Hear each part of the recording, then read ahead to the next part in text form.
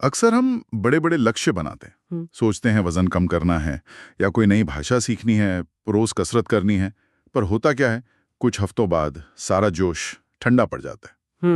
ये बहुत आम बात है। हाँ, तो आज ना हमारे पास जेम्स क्लियर की एक किताब है, परमाणु आदतें। जी उसके कुछ हिस्से हैं जी और शायद ये इसी मुश्किल का हल बताते हैं। बिल्कुल, ये काफी चर्चित किताब है। हाँ, किताब का मेन पॉइंट यह है कि देखो, सफलता जो है ना, वो बड़े एकदम नाटकीय बदलावों से नहीं आती, बल्कि वो आती है रोज की छोटी छोटी, मतलब लगभग अदृश्य सी आदतों से, जी, जिन्हें लेखक एटॉमिक हैबिट्स कहते हैं। परमाणु आदतें। हाँ, तो आज हम कोशिश करेंगे इन अंशों से ये समझने की कि ये छोटी आदतें असल में काम कैसे करती हैं और क्या सच में इनसे इतने बड़े नतीजे मिल सकते हैं। हाँ, देखते हैं।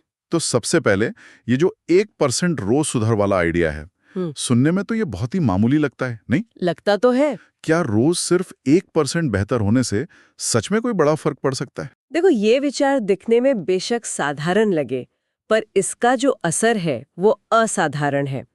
लेखक का गणित बड़ा दिलचस्प है। वो कहते हैं कि रोज सिर्फ 1% बेहतर होने पर साल के अंत तक हम 37 गुना बेहतर हो सकते हैं। 33 गुना। हाँ, ये बिल्कुल वैसे ही है जैसे पैसों में कंपाउंड इंटरेस्ट होता है ना, ये आदतों का कंपाउंडिंग है। अच्छा। और इसका उल्टा भी उतना ही खतरनाक है। अगर रोज 1% बिगड़ते गए तो साल के अंत में हम लगभग 0 पर पहुंच सकते हैं।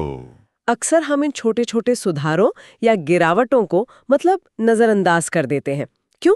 क्योंकि तुरंत कोई बड़ा नतीजा नहीं दिखता। सही बात है। पर लंबे समय में यही चीजें हमारी जिंदगी की दिशा तय कर देती हैं। ये तो सोचने वाली बात है। अच्छा, ये तो हुई गणित की बात, पर ये आदतें मतलब बनती या बिगड़ती कैसे हैं? किताब में एक 4 कदमों वाला मॉडल बताया गया है: संकेत, लालसा, प्रतिक्रिया और इनाम। इसको थोड़ा खोलकर समझा सकती हैं? हाँ बिल्कुल, ये 4 कदम आप समझो एक तरह का फीडबैक लूप बनाते हैं, लगातार चलता रहता है। Loop, okay. पहला है संकेत यानी क्यू। ये वो ट्रिगर है जो हमारे दिमाग को इशारा देता है कि भाई अब ये आदत शुरू करनी है। जैसे सुबह का अलार्म बजा, ये संकेत है। ठीक है, अलार्म। फिर आती है लालसा, क्रेविंग। ये वो इच्छा या प्रेरणा है जो उस आदत से जुड़े इनाम के लिए होती है। जैसे अलार्म बजने पर वो वापस सोने का जो आराम है ना, उसकी इच्छा। हाँ हाँ, वो तो होती है। फिर तीसरा कदम है प्रतिक्रिया यानी रेस्पॉन्स। ये वो असल काम है जो हम करते हैं, जैसे स्नूज बटन दबा देना। दबाते हैं, रोज दबाते हैं। और आखिर में आता है इनाम, रिवॉर्ड। वो संतोष जो मिलता है, जैसे स्नूज दबाकर वो थोड़ी और नींद मिल गई। बस यही लूप जब बार बार दोहराया जाता है तो वो आदत बन जाती है, पक्की। समझ गया। संकेत, लालसा, प्रतिक्रिया, इनाम। ओके, तो अगर अच्छी आदतें बनानी है तो इन्हीं 4 कदमों में कुछ हेरफेर करना होगा। किताब में शायद इसके लिए 4 नियम दिए गए हैं ना? सही कहा, 4 नियम। और ये नियम बहुत ही प्रैक्टिकल है, मतलब कोई भी इस्तेमाल कर सकता है। अच्छा, जैसे? पहला, स्पष्ट बनाए, मेक इट ऑब्वियस। आदत शुरू करने का जो संकेत है वो बिल्कुल आंखों के सामने रखो। जैसे अगर सुबह कसरत करनी है तो रात को ही कपड़े निकालकर सामने रख दो, दिखेगा तो याद आएगा। हाँ, ये तो आसान है। दूसरा, आकर्षक बनाए, मेक इट अट्रैक्टिव। आदत को किसी ऐसी चीज से जोड़ दो जो आपको पसंद हो। इसे टेम्पटेशन बंडलिंग कहते हैं। Temptation bundling? हाँ, जैसे मान लो आपको कोई पॉडकास्ट सुनना बहुत पसंद है, तो नियम बना लो कि वो पॉडकास्ट सिर्फ तभी सुनेंगे जब ट्रेडमिल पर चल रहे होंगे। अच्छा, तो कसरत भी हो गई और मजा भी आ गया। एग्जैक्टली। तीसरा नियम, आसान बनाए, मेक इट इजी। शुरुआत इतनी छोटी रखो कि ना कहने का मन ही ना करे। इसे 2 मिनट रूल कहते हैं। 2 मिनट रूल? हाँ, जैसे रोज 1 घंटा पढ़ने का लक्ष्य मत बनाओ। बस ये तय करो कि रोज रात को 2 मिनट के लिए किताब खोलकर बैठना है। बस 2 मिनट। ज्यादातर बार आप 2 मिनट से ज्यादा ही पढ़ लोगे, पर शुरुआत आसान हो जाती है। ये कमाल का है। अक्सर हम शुरुआत इतनी मुश्किल कर देते हैं कि टिक ही नहीं पाते। बिल्कुल। और चौथा नियम, संतोषजनक बनाएं, मेक इट सैटिस्फाइंग। आदत पूरी करने पर तुरंत कोई छोटा सा संतोष मिलना चाहिए। हमारा दिमाग ना तत्काल मिलने वाले इनाम पर ज्यादा ध्यान देता है।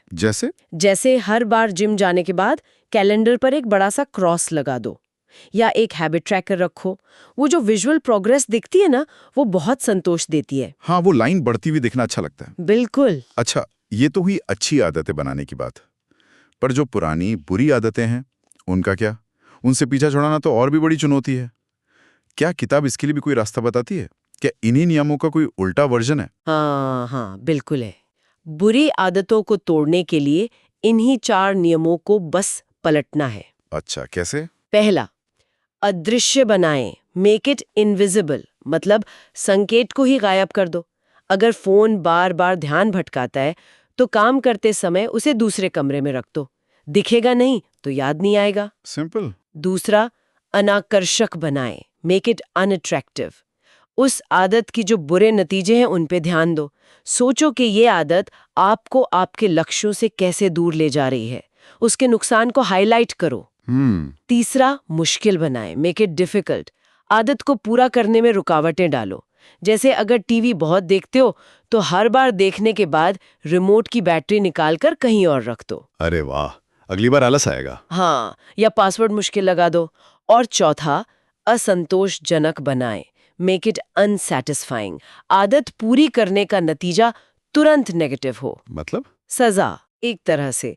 जैसे किसी दोस्त के साथ शर्त लगा लो कि अगर स्मोकिंग की तो उसे पैसे देने पड़ेंगे। इसे हैबिट कॉन्ट्रैक्ट कहते हैं। कोई अकाउंटेबिलिटी पार्टनर हो। ये भी बढ़िया तरीका है। अच्छा, यहाँ एक और बहुत ही दिलचस्प बात थी किताब में, पहचान बदलने की, आइडेंटिटी। हाँ, लेखक कहते हैं कि सिर्फ लक्ष्यों पर फोकस करने के बजाय हमें इस पर ध्यान देना चाहिए कि हम कैसा इंसान बनना चाहते हैं। ये थोड़ा अमूर्त सा लगता है। इसका मतलब क्या है कि मुझे वजन कम करना है की जगह ये सोचे कि मैं एक स्वस्थ इंसान हूं। आपने बिल्कुल सही पकड़ा और मेरे हिसाब से ये शायद इस किताब का सबसे गहरा और सबसे शक्तिशाली विचार है। अच्छा। हाँ, देखिए, बदलाव अक्सर सतही रह जाता है जब वो सिर्फ नतीजों यानी आउटकम्स पर टिका हो। मुझे 10 किलो कम करना है। स्थायी बदलाव तब आता है जब वो हमारी पहचान, हमारी आइडेंटिटी का हिस्सा बन जाए। आपका उदाहरण एकदम सटीक है। मैं कसरत करने की कोशिश कर रहा हूँ, ये कहने की बजाय जब आप अंदर से ये मानने लगते हैं कि मैं एक फिट इंसान हूँ या मैं एक अनुशासित व्यक्ति हूँ, तो आपके रोज के चुनाव अपने आप बदलने लगते हैं। क्योंकि वो आपकी पहचान से मेल खाते हैं। बिल्कुल। हर छोटी आदत, जैसे सलाद चुनना या सुबह उठ के टहलना, वो आपकी उस नई पहचान को और मजबूत करती है। तो तरीका ये है, पहले तय करो आप कौन बनना चाहते हो, फिर छोटी छोटी जीतों से, छोटी आदतों से उसे हर रोज खुद को साबित करो। वाह, मतलब आदतें सिर्फ कुछ काम नहीं है जो हम करते हैं, वो इस बात का सबूत है कि हम असल में कौन हैं या कौन बन रहे हैं। सही। किताब में माहौल यानी एनवायरनमेंट के असर पर भी जोर है और लक्ष्य के बजाय सिस्टम बनाने पर। हाँ, ये भी बहुत जरूरी है। जैसे अगर किचन काउंटर पर फल रखे हों तो उन्हें खाने की संभावना बढ़ जाती है, बजाय बिस्किट के जो दराज में बंद है ना? बिल्कुल। हमारा माहौल हमारी आदतें बनाने या बिगाड़ने में बहुत बड़ा रोल निभाता है, अदृश्य रूप से। और सिस्टम वाली बात कि लक्ष्य ये ना हो कि मुझे एक किताब लिखनी है, बल्कि सिस्टम ये हो कि मुझे रोज सुबह 500 शब्द लिखने हैं। हाँ, सिस्टम पर ध्यान देने से हम रोज की प्रगति पर फोकस करते हैं, न कि उस बड़े दूर के लक्ष्य पर जो कई बार डरावना या हतोत्साहित करने वाला लग सकता है। छोटे छोटे कदम उठाते जाओ, सिस्टम फॉलो करते जाओ, मंजिल अपने आप नजदीक आ जाएगी। और वो छोटे टिप्स जैसे आदत को दूसरी आदत से जोड़ना, हैबिट स्टैकिंग। हाँ, हैबिट स्टैकिंग, जैसे रोज सुबह ब्रश करने के बाद मैं 2 मिनट मेडिटेशन करूंगी।